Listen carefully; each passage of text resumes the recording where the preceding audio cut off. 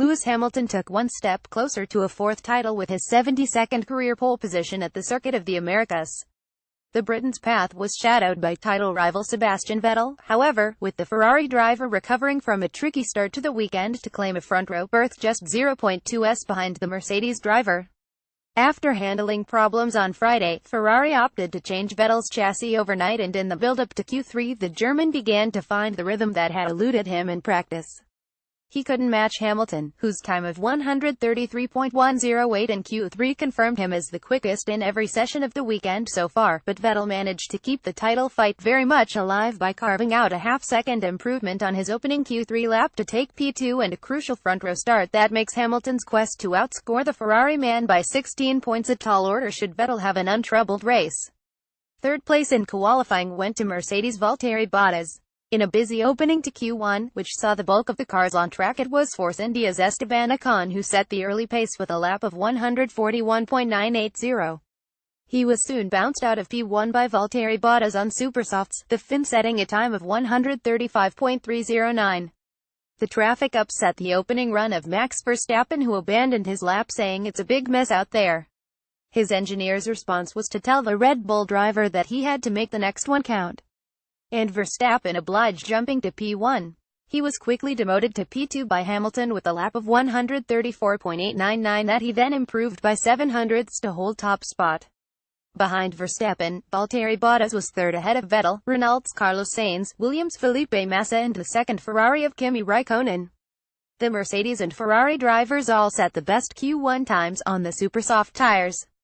After the final runs, a cluster of drivers battling to escape the drop zone fought their way into the 1m36.8s bracket.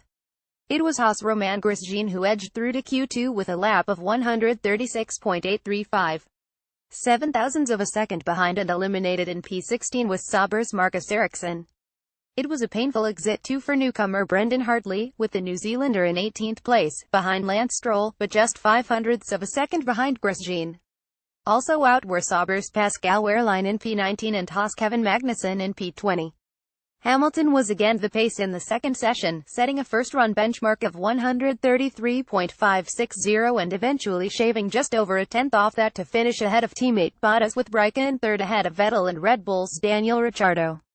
Verstappen, though, made the choice to set his Q2 time on super soft tires ahead of his 15th-place grid penalty for the race.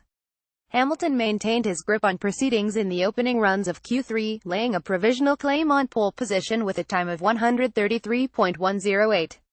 That left him 0.460 clear of second-place teammate Bottas, with Raikkonen third on 133.852. Vettel was in fourth, 0.759s behind his title rivals. And in the final runs there was no touching the championship leader's opening lap, though Vettel pushed the Briton hard.